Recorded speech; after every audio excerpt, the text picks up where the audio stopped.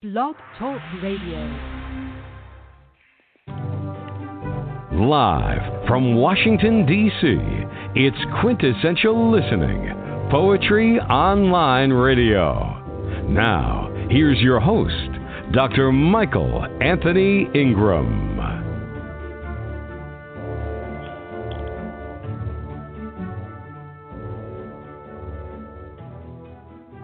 Good evening, everyone. My name is Michael Anthony Ingram, and welcome to the program. Author Catherine Halligan made the following statement. Move aside history. It's time for her story. Her story is history written from a woman's point of view. Tonight, we celebrate this perspective through poetry. The readers will be acclaimed poets, Sophia Naz, Jackie Oldham, Marianne, Szlyk, and Lynne Spigelmire, Viti. These poets will add their voices to the chorus of women who exercise agency in their own lives. So without further ado, I give you Jackie Oldham. Good evening. It's good to be with you. My first poem is very much into the theme of her story, and it is called History Swallows Her Story. History is not infallible. His story tells only what he chooses to remember. Her story is woven into his threads until we pick the threads apart. It has only been 100 years since women won the right to vote, a right entwined with that of her polar opposites, the black man and the black woman, both subjugated to the white man. The history books filled with tales of the race to equality for the white woman, the black man, the black woman, often left me cold. Abolitionist suffragettes worked to free black men, but forgot the black woman. And what about the ordinary souls whose tales were never told? In 1920, my grandma was but 8 years old and great-grandma 28. I never heard great-grandma speak of politics, but grandma was a Republican, proud to be in the party of Lincoln. Both grandma and great-grandma were homemakers who only took in other people's wash to supplement their husbands' earnings for their mortgages to pay off. Between these two and their husbands, they spent most of their time raising a combined 12 children and dozens of grand, great, and great-great-grandchildren in Old West Baltimore. Yet neither I nor any of my black queens were assured the right to vote until the Civil Rights Act of 1965. It was only 50 years ago, the year in which I came of age, that women, black and white, won equal rights with men. The first woman admitted to Yale University began in 1969. The following year, I entered Goucher College, an all-woman school and sister school of Johns Hopkins University, which had just become co-ed. We Goucher girls were bused to Hopkins for mixers to socialize. Goucher remained all-female until 1986. It wasn't until 1974 that a woman could get a credit card in her own name. Before then, my mother's credit was tied to my father's. Even after, her household bills, utilities, insurance, and credit cards removed in her husband's name and proved difficult to change. In 1975, another young woman and I began our first full-time jobs together. When my new coworker learned she was expecting, it was made clear that her job might not be waiting for her when or if she returned after her baby's birth. Within 2 years, I'd bought my first car and moved to my first apartment, but I still needed Dad's assistance to seal the deals. Now, here we are in 2020, and our rights have surely grown. Women astronauts have flown in space and pilots in the skies. In government and politics, we've made huge strides, except in the Oval Office, where we have yet to rise. And equal pay for equal work is still a dream for most. So as we celebrate women's history and all the rights we fought for, the most important right remains to get out there and vote.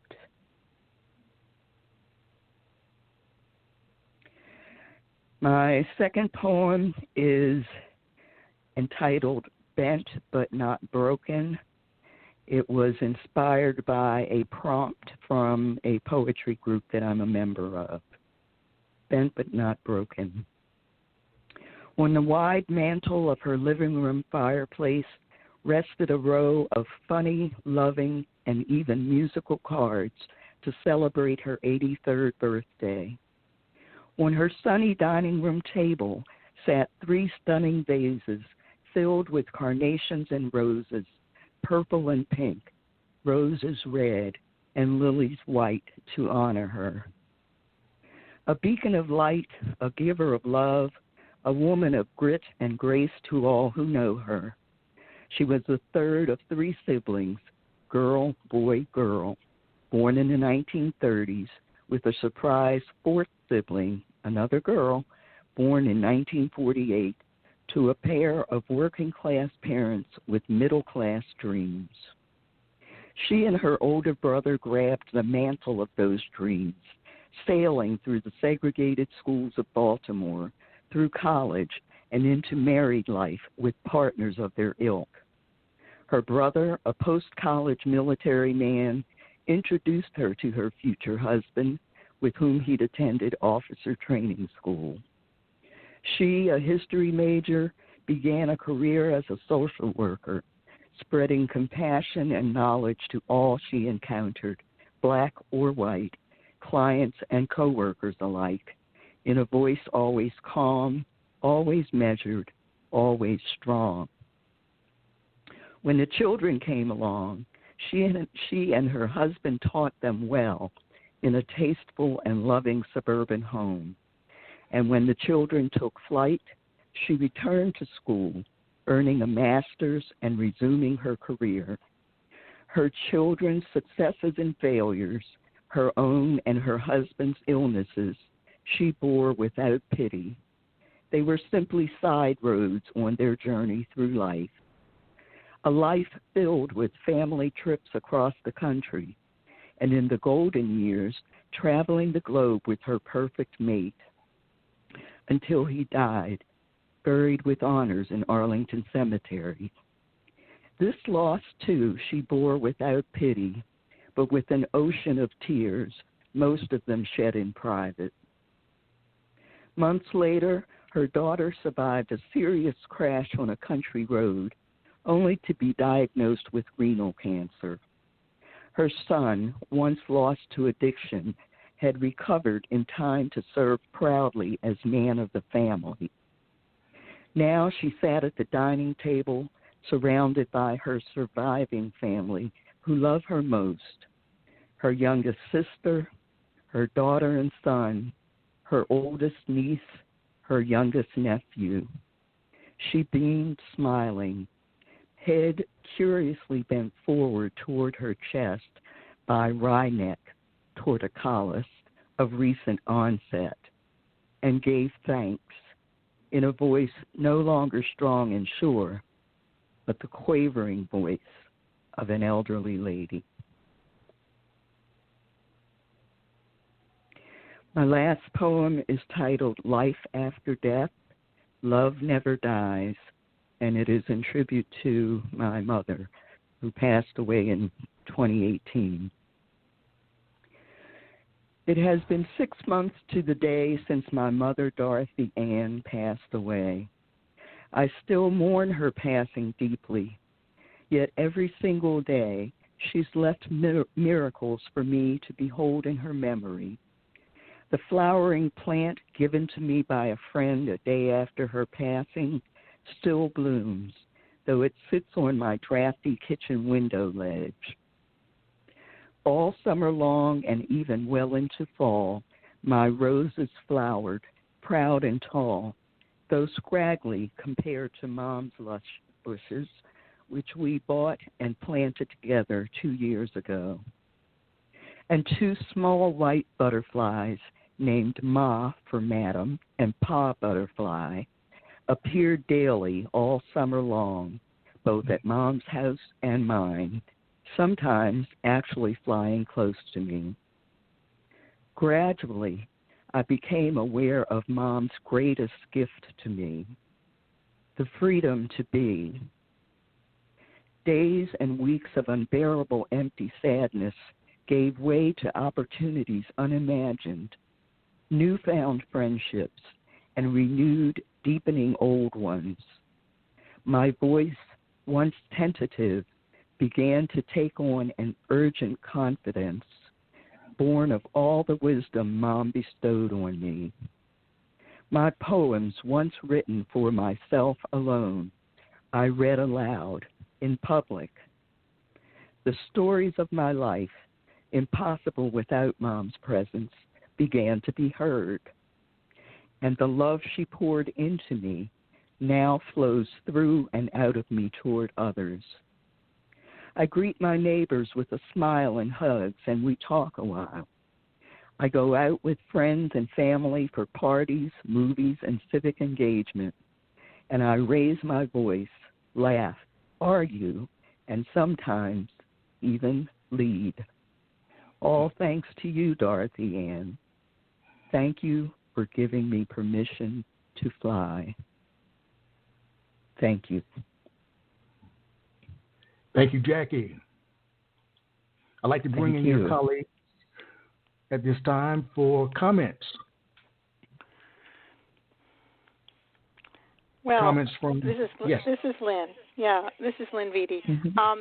Jackie, I love the spirit of your work, and I think that it's almost like a memoir in poetry, and it's different views of different stages of your life, but you looking back at other family members. So I just think it's I feel like I get drawn into that world, and even though I never met your mother, I feel like I get to know her through your work. And I've read other of your poems that feature Dorothy as well. And I think that you should just put all of those poems together because they're a book. Thank you. I agree. I like the part about the butterflies. That was amazing. That was amazing. Well, let me ask this question. So if you had to distill the word her story, what would you say? What does that mean to you? It actually does not mean to me what it does to my white women colleagues. To me, her story was something that I learned from my black family, obviously, but I come from a family where the women just did what they had to do to live, and that often included working, whether it was at home washing somebody's laundry or being a dental assistant or whatever. And so many of the women in my family did work long before it became the cry of the liberation age of the 1960s and 70s. And so I really was kind of taken aback by this, we've got to get free from our kitchens and get out there, because the women I come from just did that as a matter of course. The other thing that I guess kind of surprised me as I was researching for that first poem, basically what I did was take from an article I had read all the things that women couldn't do until a particular year. and I related it back to the women from my family. Wow, very nice, very nice. Thank you. This is Yes. Marianne. That was I think, an extremely interesting and illuminating part of the poem. What women hadn't been able to do in recent history. Yes, I was amazed. At how recent a lot of the things we can now, if not take for granted, at least accept as, normal. They're not that long ago, and to see so much that has happened in our lifetimes is just incredible. Very nice. What does being a poet mean to you?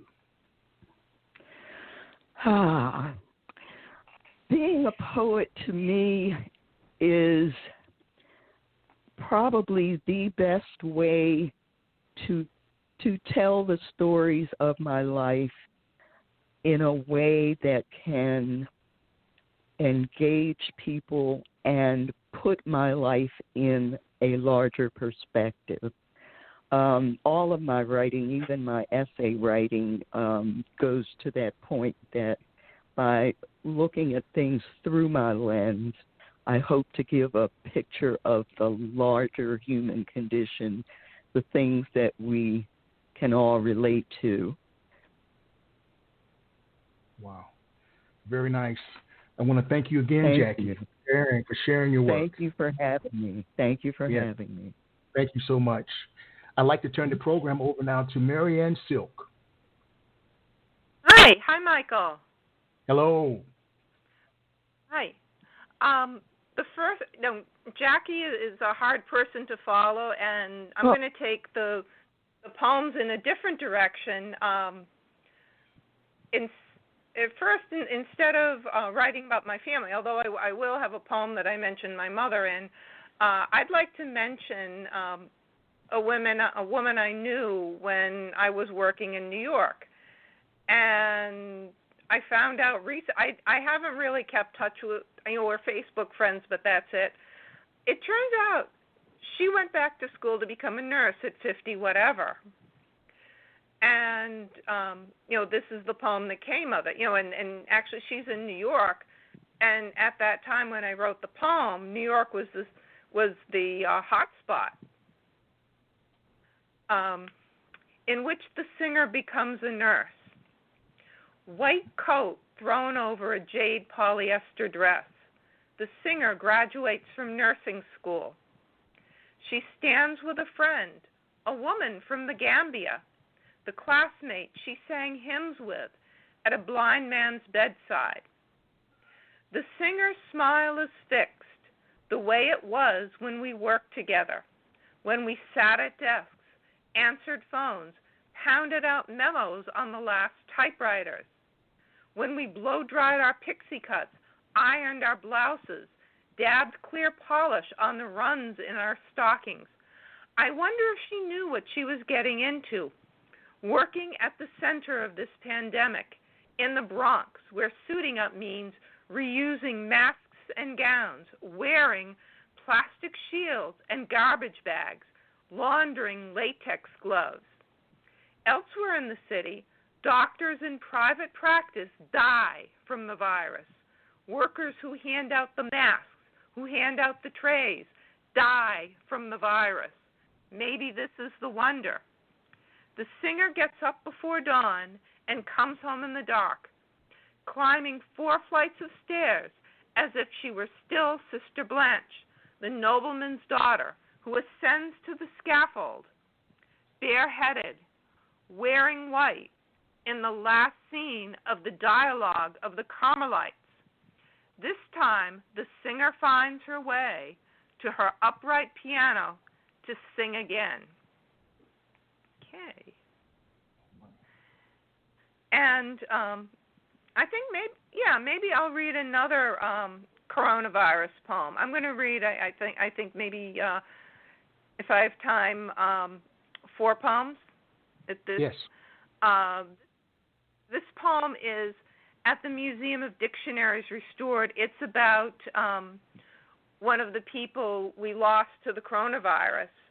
That this is actually prep work that I did for a workshop on the pandemic. At the Museum of Dictionaries for Madeline Kripke, 1943 to 2020.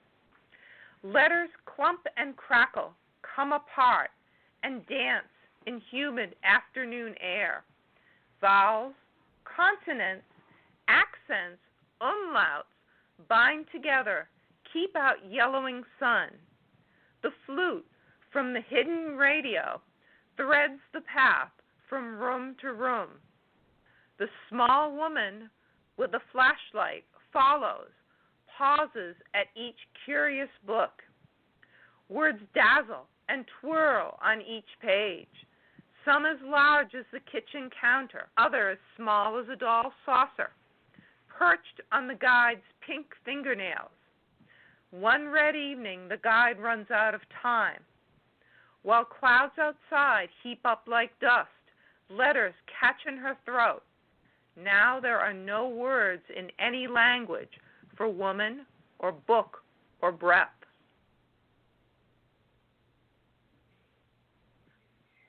Next poem I'd like to do is, I think, more personal. And this is Flying into Warsaw in Another Life. Flying into Warsaw in another life. In this life, the eastbound airplane simply hangs above the toy landscape. Cotton ball clouds, tiny nameless trees, the ocean a smooth, dark sheet without trash or fish or shipwrecks. Tomorrow morning I land in Poland, my grandfather's country of trees with yellowed leaves and peeling bark, of cobblestones coated with cigarette smoke, of lumbering oxen and steam trains, of people who look like me but swish and swallow vinegary consonants that burn going down an American's throat. In this life, I don't know that Grampy never lived in Poland. In his own village near Vilnius, his words, a foreign language, swirled like wood smoke in morning air. Okay. And the last poem, it's a food poem. Women have issues with food, especially this woman. Let's see. Yeah, food is love. No. Yeah, I think that's the one I'll do. Food is love. Food is love. This afternoon you offer me the rest of the mochi. You compel. No, you encourage. No, you decline to take the last 3 deflated mock eggs, runny with tangy mango and sweet ice cream. I remember the last time I brought you food, chocolate in the shape of an evil eye that could not ward off my racing heart or your migraines. Chocolate tastes like ashes to us now. I recall the last time I cooked for you. Salmon, top heavy with orange slices and sloshed with mollo criollo from the Puerto Rican grocery store that's been closed for 10 years. Angel hair pasta with walnuts, olives, flecks of red pepper, cinnamon, and chocolate gelato for dessert. In some other kitchen, I chanted, food is love, food is love, food is love. Thank you. All right. Thank you, Marianne. Yeah, you're welcome. All right. Marianne, what does her story mean to you?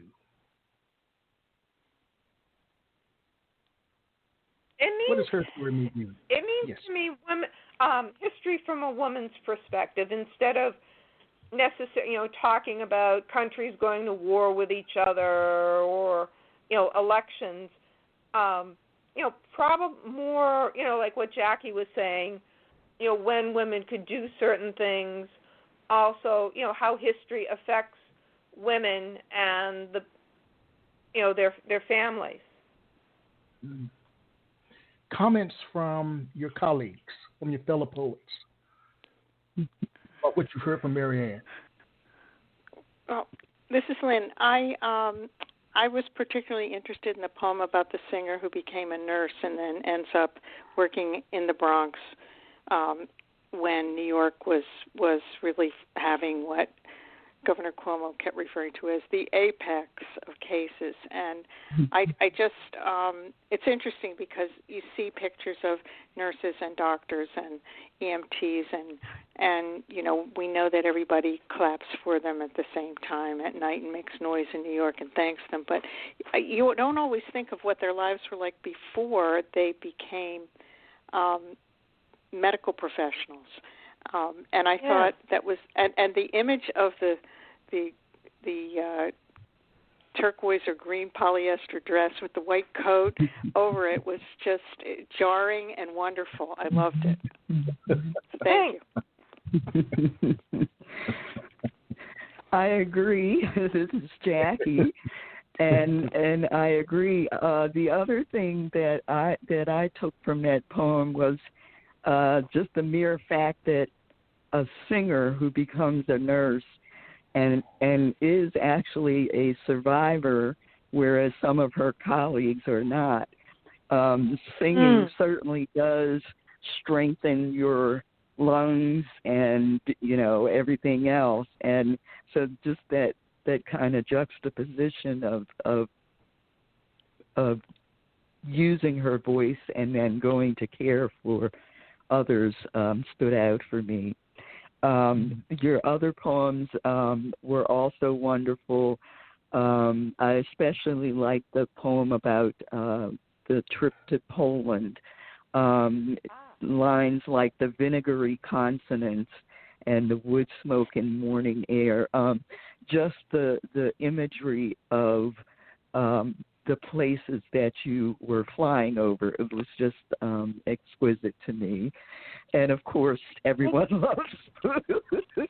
And I really enjoyed that, just thinking about, how food has taken a new meaning for me. I'm doing more cooking than I ever did. But it sounds like you're doing less, and enjoying it less. So I thought the poems were wonderful. Thank you. Oh, thank you. Thank you so much, Jackie. All right. Well, let me ask this last question of you. What does being a poet mean to you? What does it mean to be a poet? Being a poet means to be a maker, somebody who creates word pictures. Although I like writing not quite persona poems, but poems with characters in them. And I think sometimes I'm also writing poems to figure things out. I guess I'm figuring out what I think about the pandemic. And there were recently I didn't bring any of these poems with me.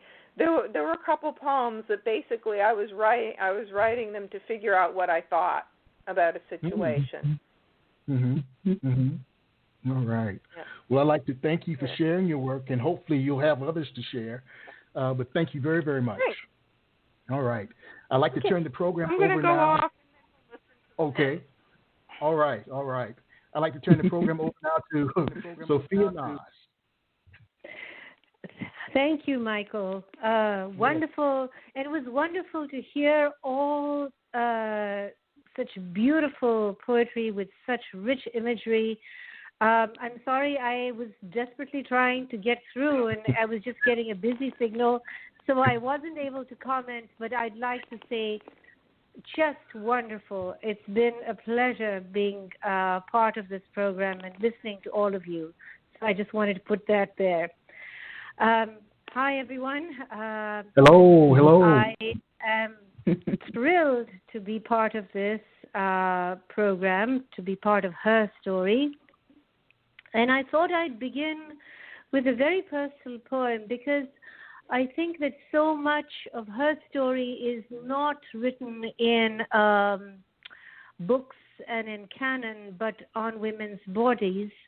So I'm going to begin with a poem called Ode to a Scar.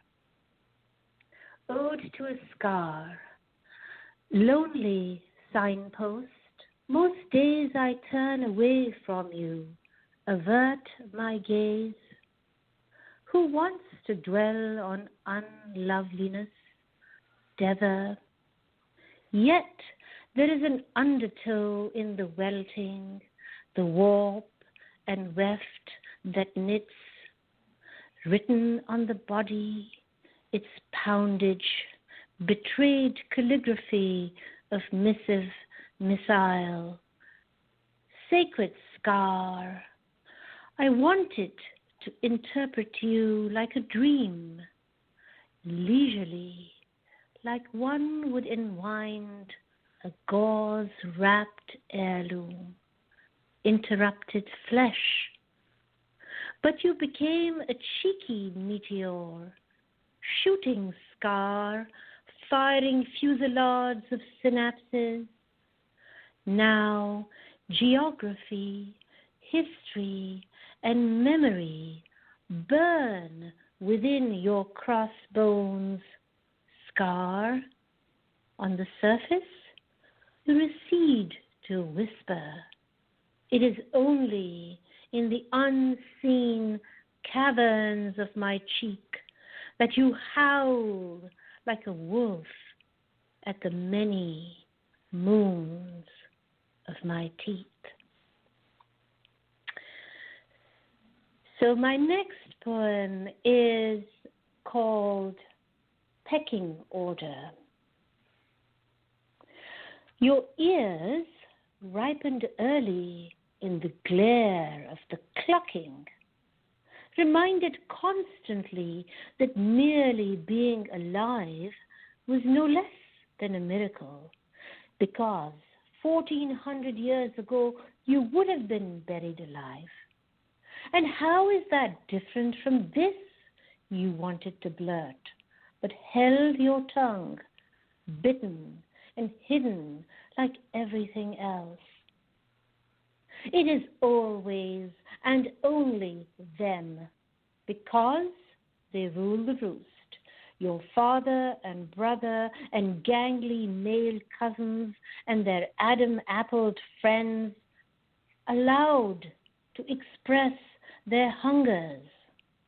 For them, the choice cuts, the breasts and legs, and for you, the throttled neck, so crisply twisted and snapped at the butcher's. One time, you won a wishbone. Along with it, a pitying look. Siblings belonged to other countries. You had an immediate overlord. Nonetheless, you slept with the bone like an incomplete heart, an interrupted sentence under your tear-damp pillow. What was the talisman meant to do? The next morning, the sheets were stained with blood. You were 11 years old. The trees are forbidden, as is the cricket match on the street, as is running in the lawn, because who will be watching? There is always someone watching. The world is made of eyes. You are made of cotton and paws. Day is made of full stops, nights off the record. My next poem is called Mother Tongue. Take off your shoes outside this shrine, where ghosts of the mother tongue reside alongside lamps of extinguished geographies. Should I gauze this Dhaka muslin today, say mull, mull, glaze a homonym hymn in Kabir's cadence over an earthen plot of amputated thumbs? From pore to pore, the cleft, mandible is tomb, sanctum sanctorum, womb of wombs, the mother tongue's ferment.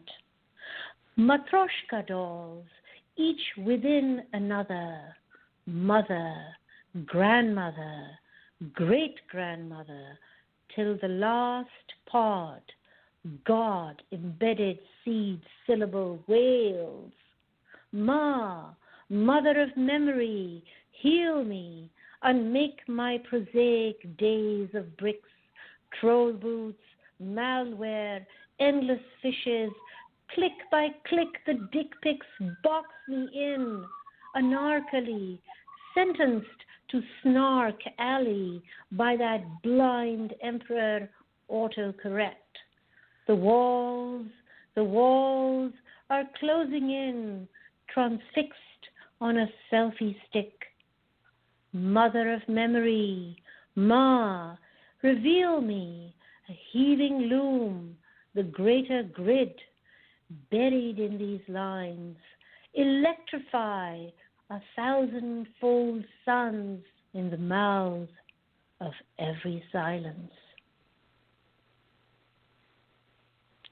This next poem is called Scheherazade, and it was written when I was 20. Scheherazade. At 20, tiring of made-up stories that climb the endless loop of sleep and waking, I dreamed of her, archaic yet urbane, a name that could be construed either way.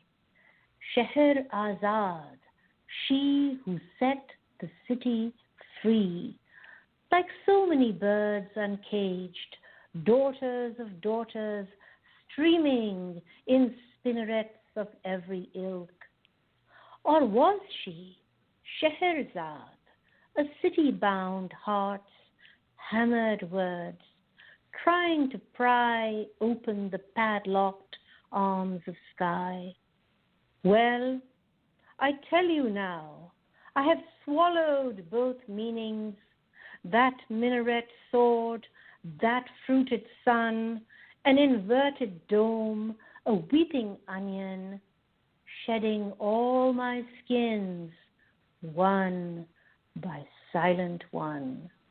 I have let down my ladders, run the tightrope, clung to myself at each rung, and now I know precisely the quality of absence. The street shall wash its hands of me, as if morning was an hour made of sand, and time will put memory to sleep like a rabid dog. I don't know how much time I have. How much time do I have, Michael? Yes, continue, please. Okay. This next poem is called Hands because I think in the time of the coronavirus, we're all obsessed with washing our hands. Hands. If your hands could smell, you'd be an octopus. Every surface sent a million stories. The stealthy stickiness of slugs would seep, ethics in the drama of the underbrush. Melting stalagmites show and tell in your digits, earth as mnemosony. If your hands could smell, the suck of subway cars would stop you dead in your tracks to decode teeming conduits, lighting up nosegays on your fingers, newborn bouquets, archaic attar. Each night, etymology of odor would allure you, greedy as Prometheus, but unable to steal the summer of a firefly, the distant musk of a star. If your hands could smell, you'd speak in canine, each pole and passing bush whisper, each sniff, you'd get the snitch of neighborhood carousing in high fidelity.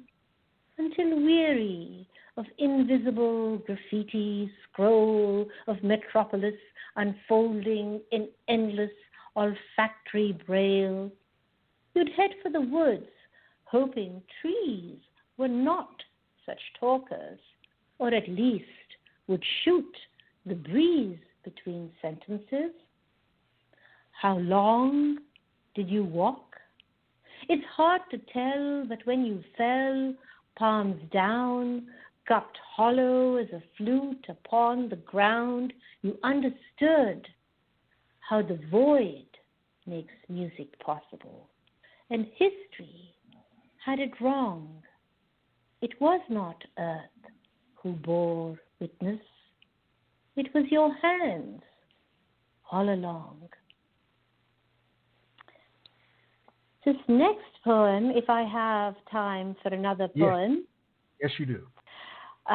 This next poem is actually segueing in from hands to a coronavirus poem.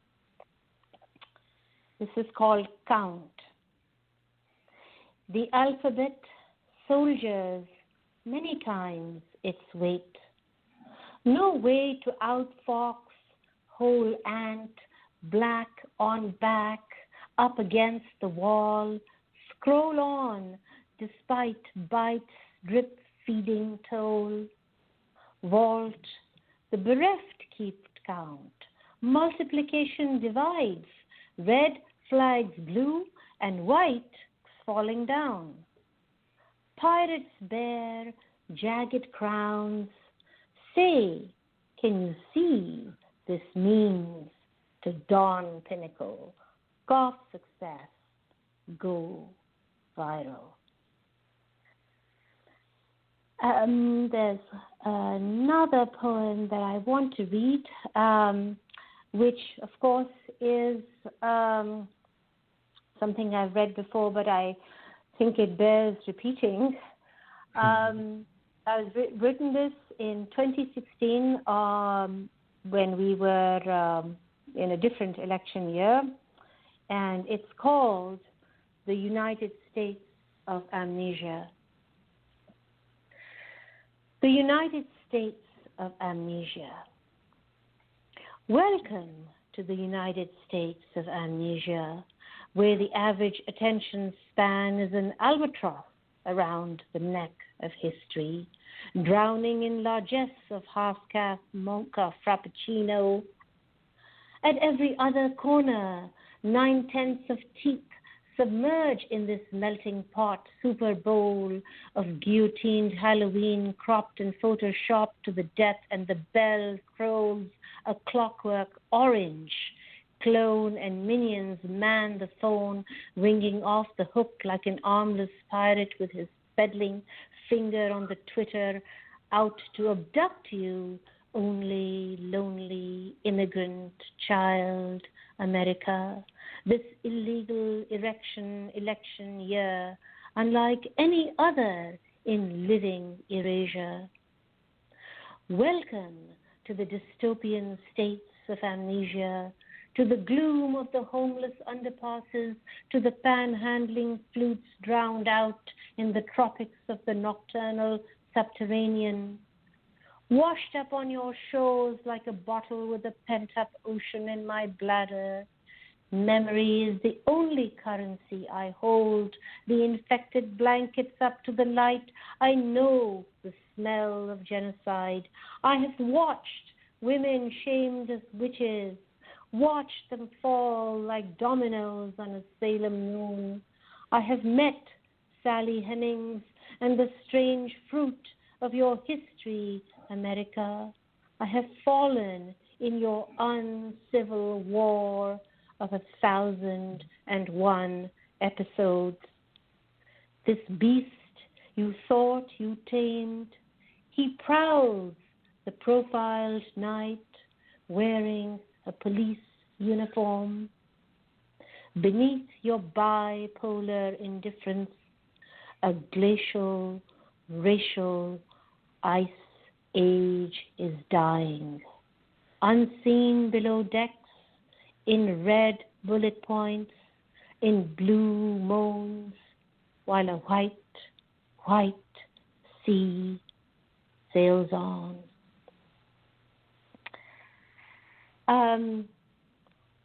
How much time do I have, Michael? Okay. Do you have time for one more? You got one more? I have time for one more. Okay. Yes. Then we can come back. Then we can come back and do more. All right. Yes. I am going to read a different poem called The Last Beekeeper. Now, where did it go? The Last Beekeeper. Bees are living in my eyes. They feed on my tears all day and through cold black night. I can hear them buzzing as they mill my dreams to honey, hum incessantly in the rag reserved for species on the brink of becoming extinct.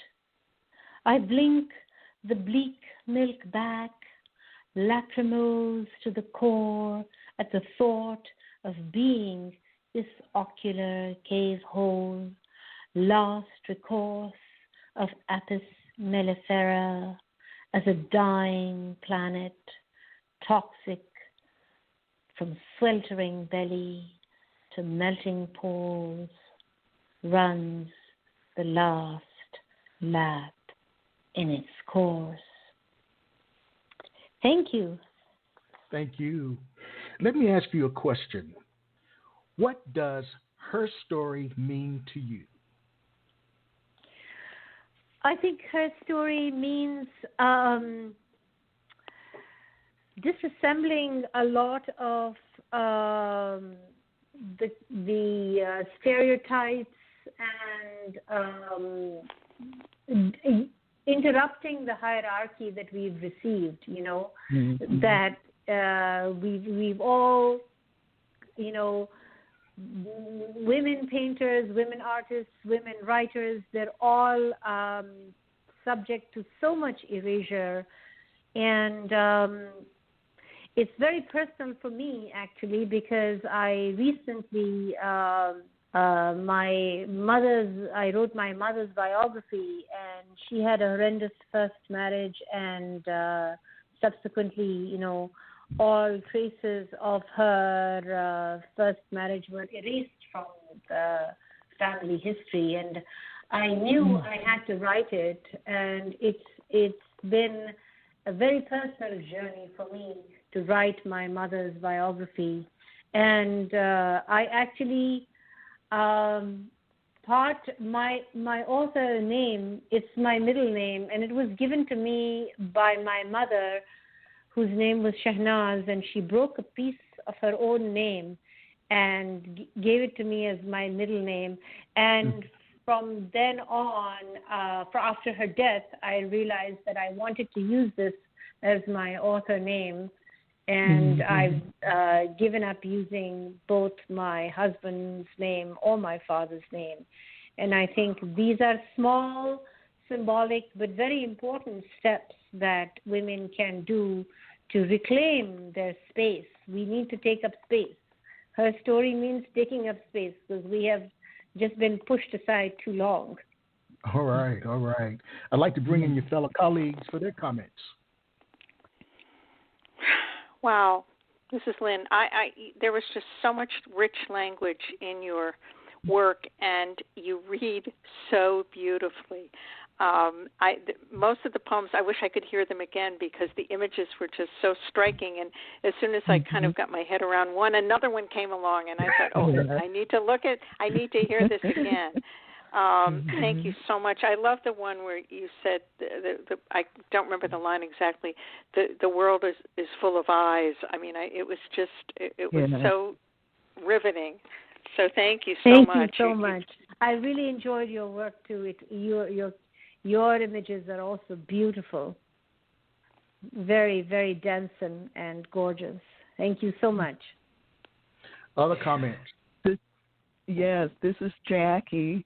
I am absolutely blown away by your imagery. Your work is so visceral and physical in its descriptions of being human. That's the only way I can put it. It's just phenomenal. Thank you so much. Thank you so much. It means a lot to me. And your mentioning of Scheherazade and the two meanings of it, that took me away too. I had no idea. I think that your perspective as not American is honestly richer and adds so much to the American story, honestly. Thank you. All of your poems spoke to me in that way. Yes.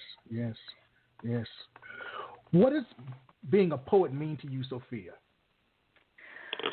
I think it's definitely a deep engagement with language, with the possibilities that are always present in language. Paying attention, trying to make, I always try to write poetry that is doing the work, that it's more than just saying it, it's actually making you feel on a gut level, on a visceral level, what I'm talking about. And, I'm seriously committed to the craft and, just working away at it. It's like chiseling away at this thing we call language, which is such a fascinating thing. It's an adventure. Every day is an adventure when you poet. It is an enriching pursuit. Sometimes elusive, oftentimes elusive, and I'm sure the others will agree. Yeah, right. All right. Well, thank you very, very much. Thank you very, very much. All right. I'd like to turn the program over now to Lynne Spigelmire Viti. Thanks, Michael. Yes. I'm going to read several poems, actually, that are sort of works in progress. Some of them I have labored over and revised. A few of them have been published, but they're all pandemic-era poems, so fasten your seatbelts. The first one is called Making Sandwiches During the Pandemic. We rise earlier than usual, forgot coffee in bed, reading what news we can absorb, mulling over what time we'll venture outside today to walk, to fuss over the early spring garden, treading carefully so as not to disturb tender shoots of aster, sedum, bearded iris, waiting for a warm stretch of days that will call forth the display of summer. We make sandwiches, a pile of them, debate whether to cut them or leave them whole, pack them in the last of our Ziploc bags. You don protective gear, disposable gloves, and a second pair, old black nylon ones you wear for rainy days when we walk. By now, you've stopped by the church to pick up 50 sandwiches awaiting you in the narthex, where we used to gather Sundays after the service for coffee and cookies and chat. The space where we gathered will be dark this rainy morning and empty. I imagine you pick up the bags of sandwiches carefully, depositing them in the trunk of your car. By now, you're making your way on the turnpike towards Emmanuel Church to deliver this humble meal to the souls who feed those who live on the streets, who bravely sleep on the grates near the library, who will meet the virus on the road. We can only make sandwiches.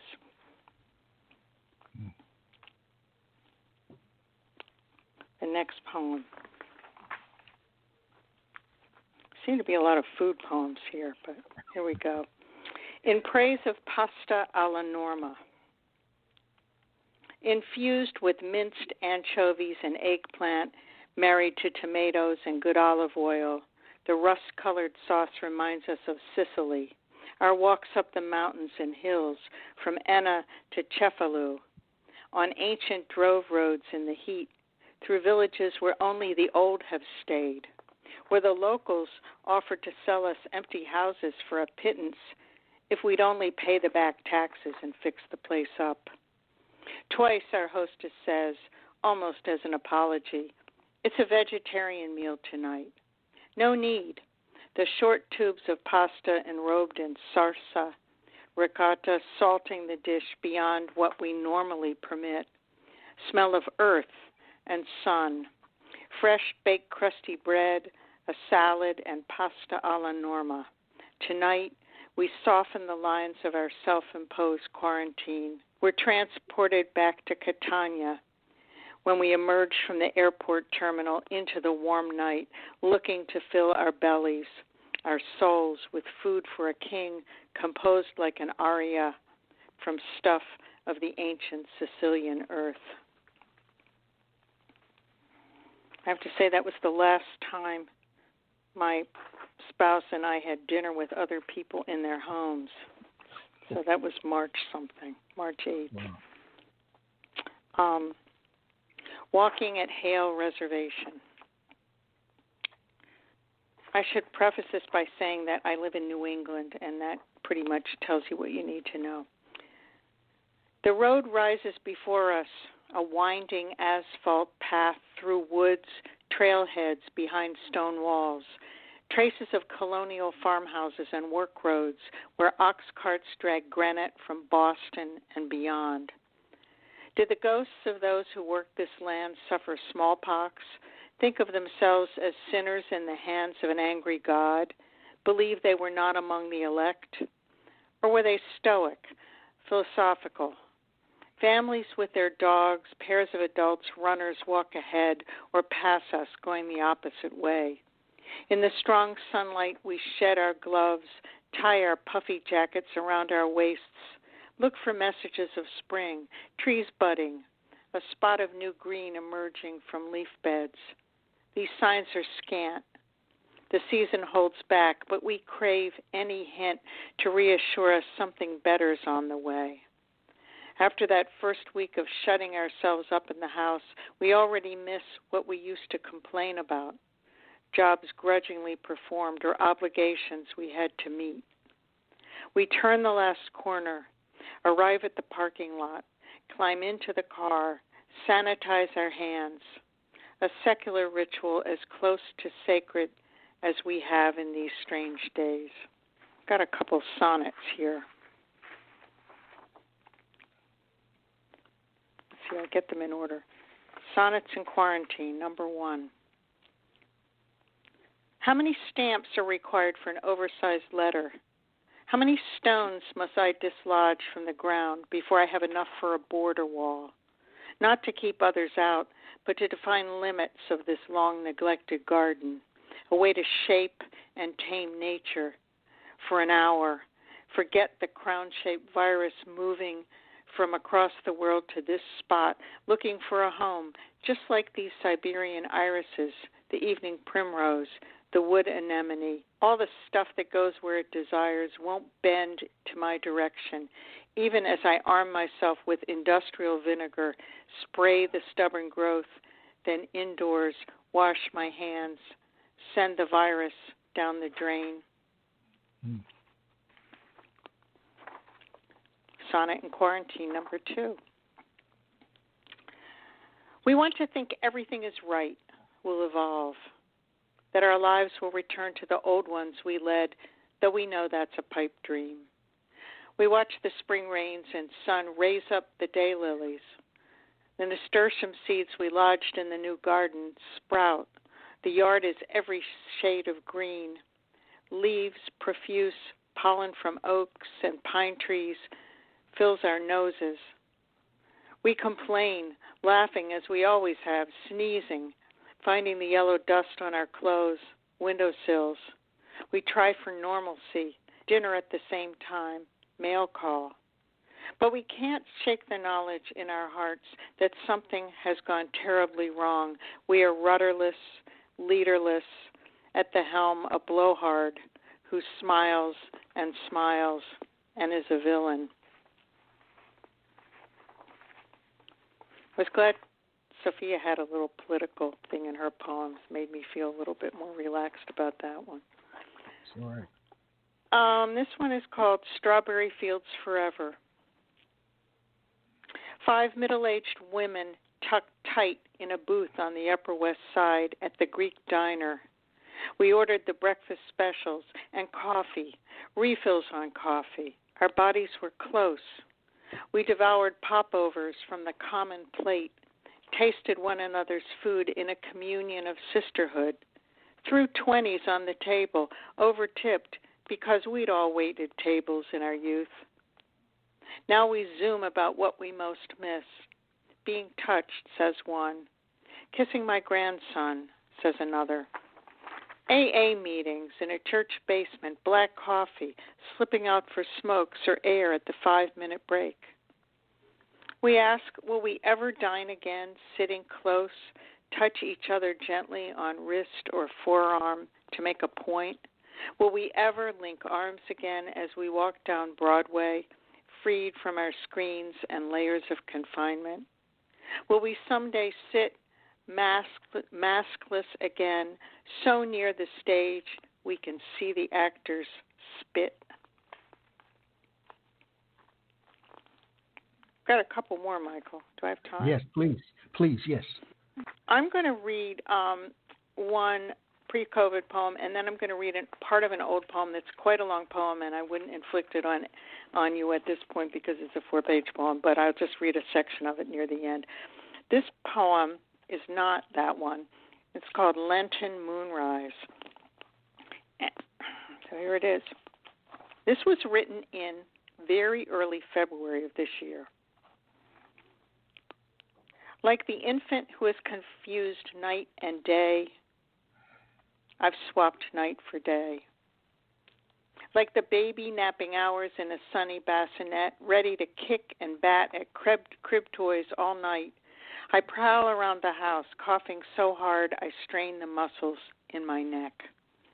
My spouse, self-exiled to a single futon 2 sets of stairs away in the lower level, has stuffed his ears with plugs so sturdy they protect against clanging guitars, amplified 100-fold through speakers, so they insulate him against the racking cough of a wife with flu, not the novel coronavirus, and perhaps not even a real flu, just a flu-like illness, an imposter, bringing chills, fever, malaise.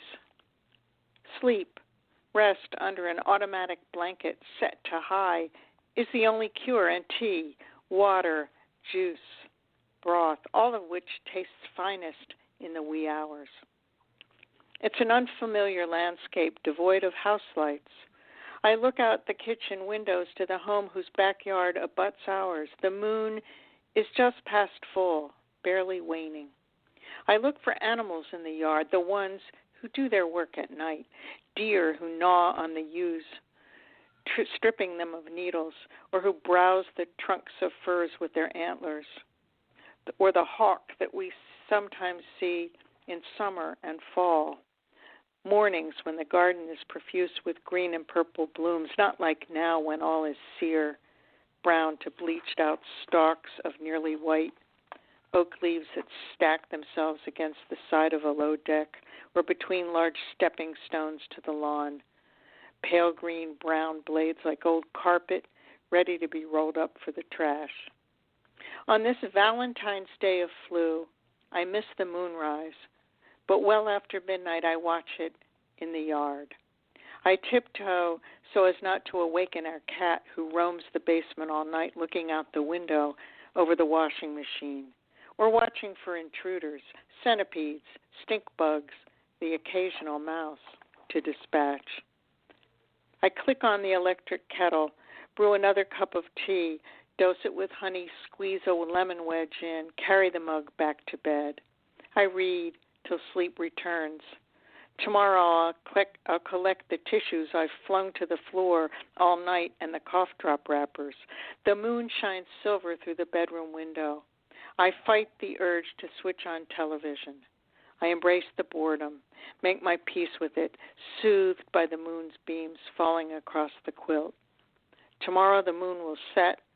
While I dream stories I will only half remember, and the moon, hiding where it hides, will emerge new, a spare and ascetic Lenten moon. Okay, I'm going to read part of a long poem called The Walk to Cefalù, which is the story of a walk from the town of Enna, which is in central Sicily, to the coast. And it was quite a long trek, about 15 miles a day. And so this is the very last day. It was quite hot. And I will pick this up with,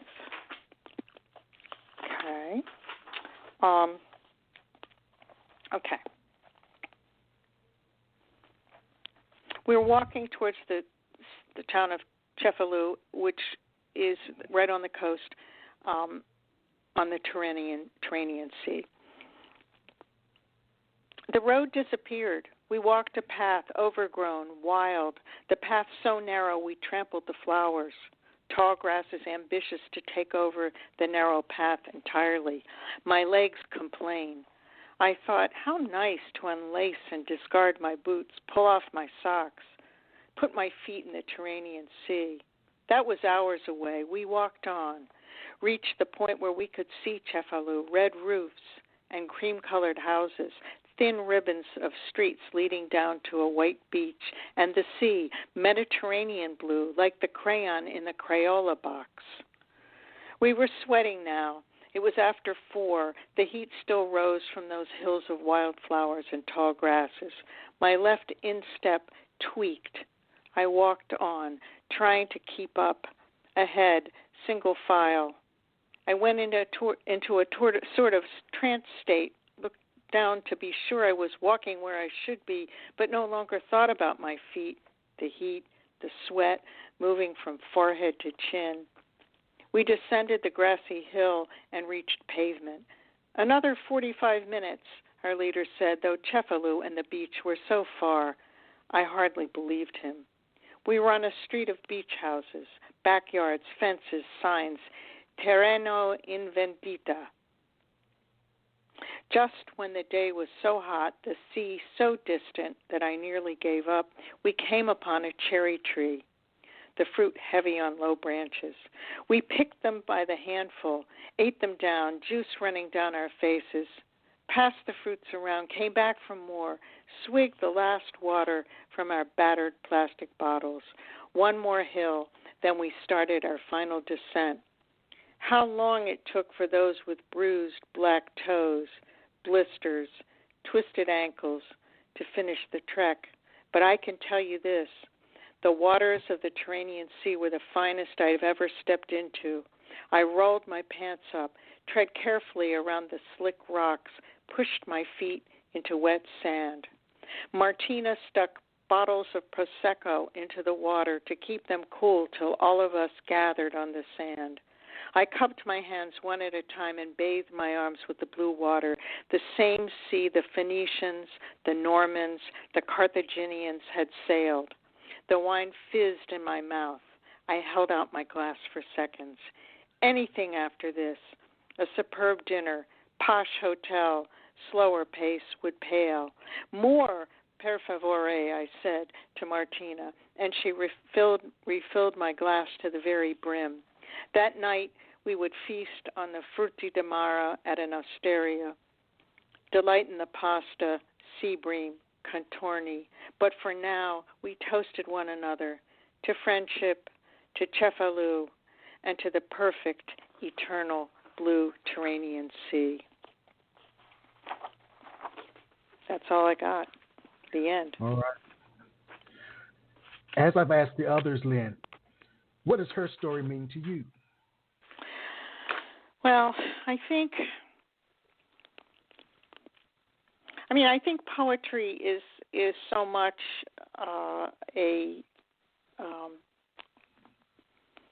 an exercise in trying to look at the world and convey your sense of what being in the world looks like. For me, as a woman poet, I think we can go back, many hundreds of years scrounge up some good woman poets, but not very many. And I think even in terms of 20th century poems, if you look at the early 20th century, it is really, really hard to find models. So a lot of the time, being a woman telling her story through poetry is an exercise in trying to fine-tune your voice. And I don't think it's always necessarily, confessional poetry either. I think it's trying to find a form that fits, but not,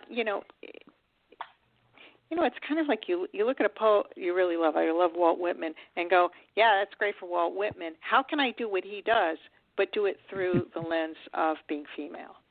And so, ideally, her story is as powerful for people who are gender fluid or for males to appreciate as it is for women to appreciate. I mean, I don't write for women necessarily, but for everybody. But I want to convey womanness, and I think some of my earlier poems are about having my children, and there's a lot about being a mother in those, which is very important to me. I was struck by some things that Jackie said that really resonated with me about women in her family doing what they had to do, because in my family as well, that's pretty much the case. My mother always worked because she had to, because of some medical issues my father had, and he couldn't work for a long time. My aunt worked. My grandmother worked. She was basically a cleaning lady, a charwoman, I guess you would say. So to me, this whole notion of work and life, work and personal life is part of her story, and I try to convey that as well. I don't know that these poems necessarily show that, because I was so focused on, this notion of self-quarantine and isolation and trying to fill time with constructive behavior, but still saying, like the part in the poem where, my friends were saying what they missed, right? Yes. I thought that was really interesting. This is a group of women who get together in Zoom once a week. We all went to high school together, and we live all over the country. And every week we have a new prompt, and the prompt early on was, what do you miss? And I was really surprised at some of the things people missed, because some of them were obvious. But it was very much a women's perception of what they missed. Some are divorced, some are married, some never married, some have children, some didn't, and all of those.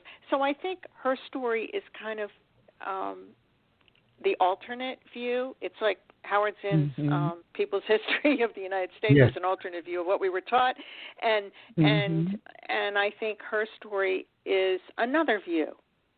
Whether it's another view of what's important.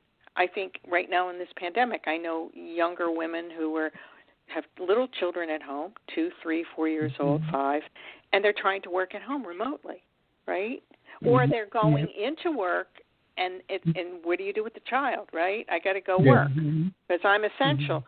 So I think all of these things are they're very special to women. And I think it's important for poets and other kinds of writers to tell those stories. Right, very nice. It's an Alice Walker kind of thing, Yes. Yeah. I agree. Comments from your colleagues in terms of what you personally. This is Marianne. I want to say something before my phone dies, and I have to switch phones. Oh no. I just love listening to your poems, Lynne. Especially the last poem. I felt I was right there with you on the walk. Oh, I'll send you the whole poem. It's really long. Wow. Or as we say in Boston, it's wicked long. And I'm still trying to boil it down a little. But it was quite a trek. Oh, that'd be great. Yeah. Actually, when I lived in Boston, I used to go on these long walks. I didn't dip my feet in the ocean, but I had the feeling that I had been walking for a long time, and I could feel my legs cramp up and all that. Thank you. Different from the other poems. Other comments? I got one more question for Lynne. Sophia, I really enjoyed the quarantine poems. This is the everyday stuff, that one deals with. And sandwiches. I like the sandwich poems too. Oh, thank you. Yeah, I mean, it's kind of like, now what do we do? My husband is very deeply involved in an initiative where he goes in to Boston, and they've got this whole thing down to a science. They cook the chicken. They've got the whole thing, and they have all these people come in, and they feed all these people who are unhoused. And now what do? Right? You can't do it that way now. So, and that's why, it's sort of a reduction in it's a what do I want to say? It's a faint shadow of what they normally do. Yeah. Yeah. Well, let me ask this question. It's a very general question, and I've asked it of the others. What does being a poet mean to you? Oh man. Well, I was just reading something that Billy Collins was talking. I thought it was like a YouTube or something because he's doing some course or something, and he said, being a poet, you're often just like looking at the page and you're thinking, and he said, being a poet involves a lot of staring at the page, and so for me that's a struggle because I'm kind of a multitasker, and for me being a poet means taking time out to think about things and then write about them a little bit and then maybe walk away and then come back and work on it some more and then do that over and over and over again. So to me, being a poet means having an insight, trying to capture that in words, and then being willing to go back like 10, 12, 18, 22 times to rework it because it usually isn't that great on the first run through, and then to try to shape it and polish it as well. But sometimes it just doesn't work. I've just gone through a lot of old poems to see if I can put together some kind of collection and if there's any kind of common theme. And I had a stack basically called Not Very Good Poems. Like, don't ever even try to put these in anything. And it was really daunting because it was like there were so many of them, and they weren't salvageable in any way. They're not poems you kind of go, hey, this is pretty good. I need to go back and work on this some more. So I think being a poet is it's like the old thing. It's like 10% inspiration, 90% perspiration. Yeah. So I think it's almost never done. And I think that's the thing I like about it, too, because there's always another day. It's kind of like being in quarantine. If you don't get all your tasks done one day, there's always another day that you can make those masks, make the sourdough bread, or write the letter. And so with poetry, same thing. So I think and for me, I've written since I was a young teenager, or maybe even younger than that. But I've only seriously been doing it for about 8 years or 9 years. Oh, wow, man. Wow. Yeah, and I mean, I have stuff from 20 years ago, but, in terms of really saying, oh, I'm a poet, as opposed to I write some poetry occasionally. Yeah. So and I think, and I think, well, Jackie, you can probably reflect on this too. Say something about this. It's like you've always been writing or writing songs or whatever but all of a sudden something happens and you and this is how I felt, and I watch your work just be so prolific in such a short time, and I go, it's kind of like, well, I guess I'm not going to live forever, so I better get going on this. Yeah, the floodgates open, and sometimes you just need something to unlock it. And I got to add, Lynne, your pandemic poems are wonderful. I love it. I hear something different in your voice in those poems. Thank you. Well, all right. I'd like to say thank you to all of you. what I'd like to do is to share my voice in terms of the proceedings. I question whether I should, because I think by my sharing, that might detract from the program. Yeah, we want to hear it. Yeah. And of course, I also want, someday I want to hear you read. Throw me round the corner another biscuit, because that's my, I love that poem. I love that poem. Well, please indulge me as I attempt to share a woman's story. The first poem was commissioned by Oregon State University, and it's entitled, She Reached Out and Touched History. This poem, titled She Reached Out and Touched History, is dedicated to the life and legacy of Carrie Halsell Ward, the first African American to graduate from Oregon State University in 1913. She reached out and touched history.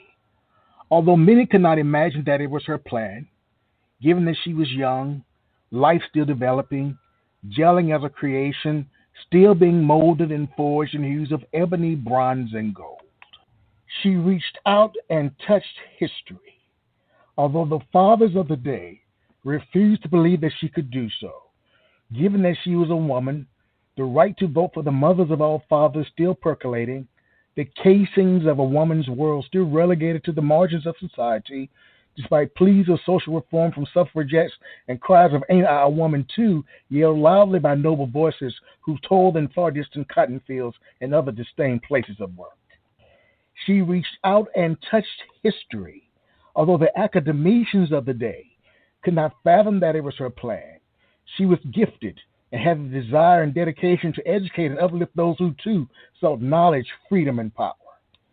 She reached out and touched history, although legions could not foresee it could be her plan, given that she was black, colored black when black was not yet a color, human in one world and not the other, living in a space, time, and place when it was not yet conducive to be young, gifted, black, and to be a woman. Nevertheless, she reached out and touched history, and history observed and responded in kind, and reached out and met her touch, applauding she was young, full of hope and promise, reveling she was a woman, one half of a whole, yet whole, perfect, and complete, relishing she was gifted, leaving the hallowed halls of academia, a college graduate, learned as she set forth to conquer new horizons and find ways of surviving and thriving in a world where she had already achieved despite the odds of achieving. Celebrating proudly because she was black, convinced of her human right to exist, to learn, to be free, to be Carrie. She reached out and touched history, and destiny responded in kind, reached out and met her touch. Destiny smiled and married their ebony night-hewn embrace, creating a legacy of opportunities for all of us to achieve goals, reach dreams, and ascend undaunted by the limits of our imagination. All right. That was She Reached Out and Touched History. I like I like the little way you include that little Nina Simone. Yes. Simone line there. To be young, gifted, and black. One of my favorites. That's lovely. That's great. So this was for a special occasion, or it was like a. What happened is that a new residence hall on campus was being built, and they named it Carrie Halsell Residence Hall. Nice. So they asked me to write a piece of poetry to dedicate in her honor for the residence hall. Mm-hmm. That's great. The next piece I'd like to dedicate to all of you as a way of saying thank you for being here with me. It makes me so happy and proud to know such incredible women, to know such incredible poets. So I dedicate this piece that I wrote some years ago as a tribute to my mother, but I think the message is universal, and the piece is titled Shelling Beams.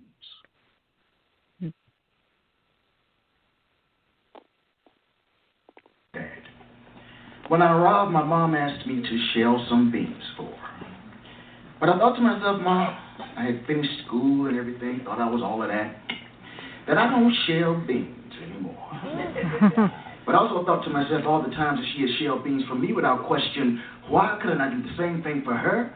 So I wrote the following poem as a tribute to my mother, but I think the message is universal and it's entitled Shelling Beans. Y'all ready?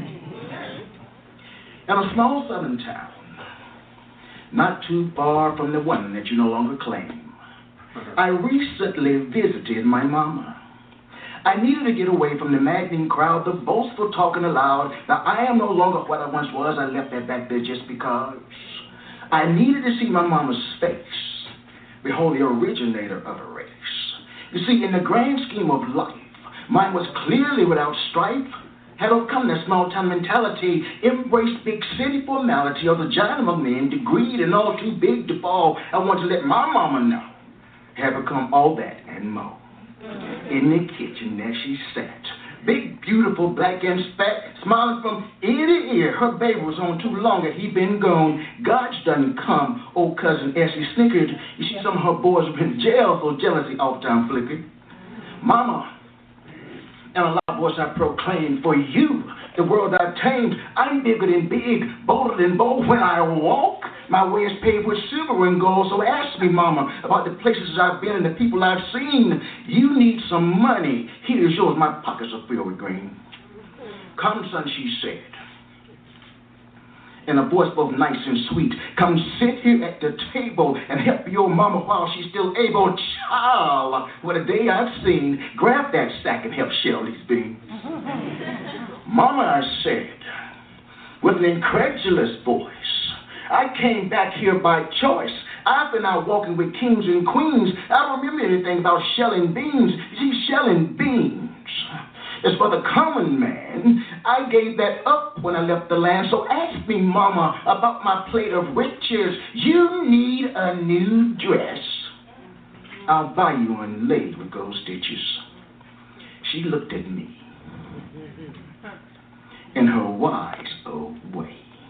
Although I did not know exactly what she would say, I knew that it would contain the wisdom of the ages. You see, she had lived a good life. Therefore, her life book was full of pages. She said, son, don't you ever forget, no matter how big you get, that life's about more than being able to walk with kings and queens. Life's about remembering how to do the common and simple things like shelling beans. You see, shelling beans is a time-honored task. And if you don't remember how, then I should have never asked. For it means that you've forgotten that true wealth comes from the fruit of the earth, from any place else. What is this real worth? So, my son, tell me your story. Is it only of the riches and the glory, or is it also about remembering how to do the common and simple things like shelling beans in addition to all that you've seen? Mama said, in a sheepish voice that trembled, but not by choice. I do remember, so I grabbed that sack and helped shell those beans, and we shelled for went on like hours, it seemed. Yet on that day, I didn't mind shelling beans, because I shelled them at the feet of a queen. Thank you very much. All right. That was shelling beans.